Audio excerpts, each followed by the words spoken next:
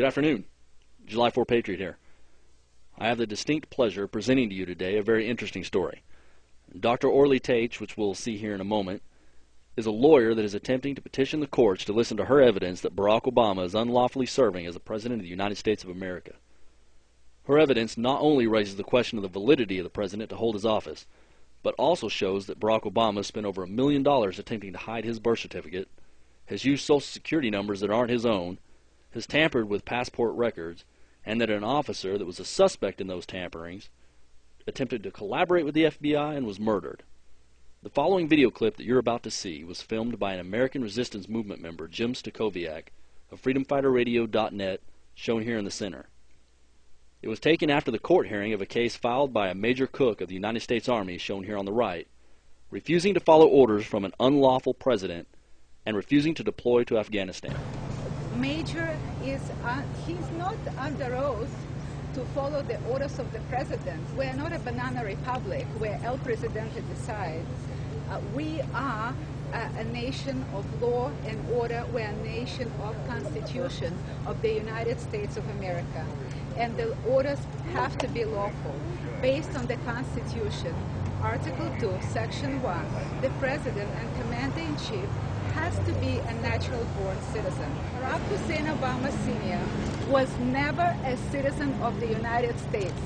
He was here on a student visa. At that time, Kenya was a British colony, and he was a British citizen. At birth, according to a British Nationality Act, Obama was a British citizen. At best, he had dual allegiance, dual citizenship, which is not allowed for the president and commander-in-chief. As a matter of fact, there is a famous letter from John Jay, the first Chief Justice of the Supreme Court, to George Washington, explaining that it's extremely important for the commander-in-chief to be a natural-born citizen so that he would not owe allegiance to any other nations. And that's exactly what we have with Obama. Well, a lot of people talk about him being born in Hawaii 2 years after Hawaii had been a state. Why? That is on natural. He was born on U.S. soil. That. Ma'am, did you hear a word that I was saying? I mean, you didn't hear a word. I told you that in order to be a natural-born citizen, you have to satisfy a two-pronged test. First of all, isn't his mother a U.S. citizen? Ma'am, can you listen for a second? You have 20 people that are listening, and clearly you are not. I have told you that in order to be a natural-born citizen, you have to satisfy two-pronged test. Both of your parents have to be U.S. citizens. His father was never a U.S. citizen. He was a British citizen, and Obama had British citizenship at birth. When he was 2 years old, Kenya became independent country, and he became a Kenyan citizen. And later on, when his mother immigrated to Indonesia, he became Indonesian citizen.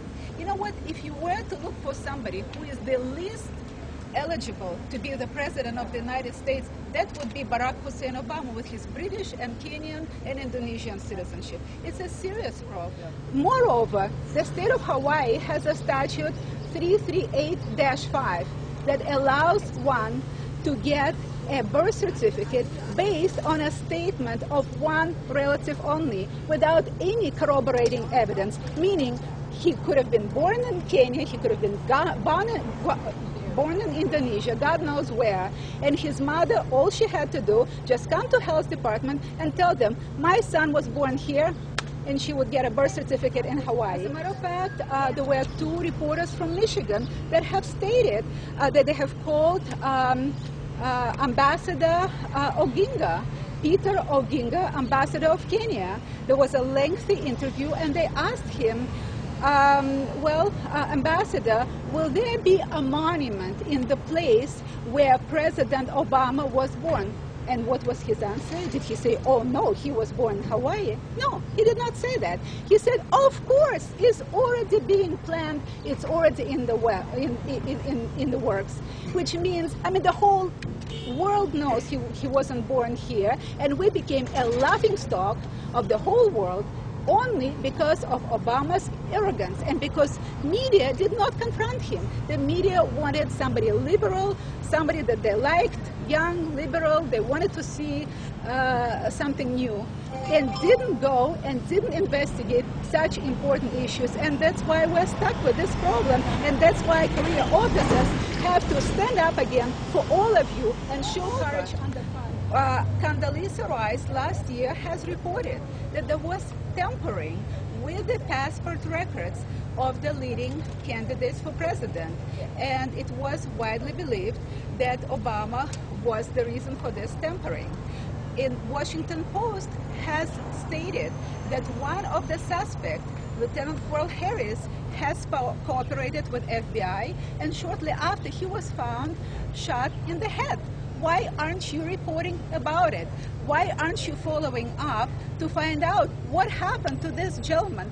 So a lot of people have accused you of being some sort of, a modern-day draft dodger trying to get out of deployment. You don't think that's the case? If you look at my right shoulder here, that means I have a combat patch. I've been under fire before. I was in Camp Nohawk, Kuwait in 2002, 2003 when the war kicked off. Sitting in command. January and February of 2009, I deployed to Iraq and Afghanistan on a fact-finding mission. I was armed, and I was happy to do that as well. In whatever capacity, I am happy to serve and do my job as either an officer in the Army of the United States or as a defense contractor working for the Department of Defense. Because of Obama's total arrogance and Obama's total disrespect for this whole nation and unwillingness to take 1 minute and sign a consent. All this man has to do is sign a consent. I, Barack Obama, consent to release of my vital records showing today not one single member of U.S. military would believe that those are lawful orders. If the military caved in so quickly that the moment I have filed a temporary restraining order, within 2 days, they said, okay, we revoke the order. No more order, you don't have to go. What kind of military is that? They made a total and complete joke out of U.S. military. And for what? To please Obama so that he can continue arrogantly disrespect this whole nation. There is another issue, and we have submitted this to Department of Justice. The fact that we found in databases 140 addresses for Barack Hussein Obama that are connected to 39 different social security numbers. And what is even more alarming and unthinkable, that the social security number that Obama used most frequently in Chicago, in Somerville, Massachusetts, and in Washington, D.C. was a social security number issued in the state of Connecticut. Obama never lived in the state of Connecticut. And it shows that the owner of this social security number is one. I was born in a communist country, and I have to tell you what I've seen with media and what I've seen in court in this country during the last year reminds me, it's an eerie resemblance of what I've seen in a communist Soviet Union, where people could not get redress of grievances in any court. And by the way, there were very few attorneys because it was pointless to be an attorney in a communist country. And if we don't want this country to turn into a communist totalitarian regime, you people better do your job and knock on the door of the White House and demand answers from Obama. Demand that he finally produce his original birth certificate. It costs $10. I'll pay $10 for him to produce it. How about that? Would it be okay with you? All set. Thank you very much. Thank you. Thank you.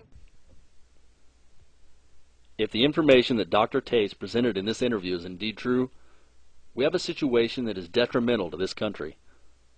I leave the ultimate decision to believing this up to you. But we must, as American citizens, demand that these allegations at least be investigated. For further information on this story and others, please visit freedomfighterradio.net. Good day, and Semper Fi.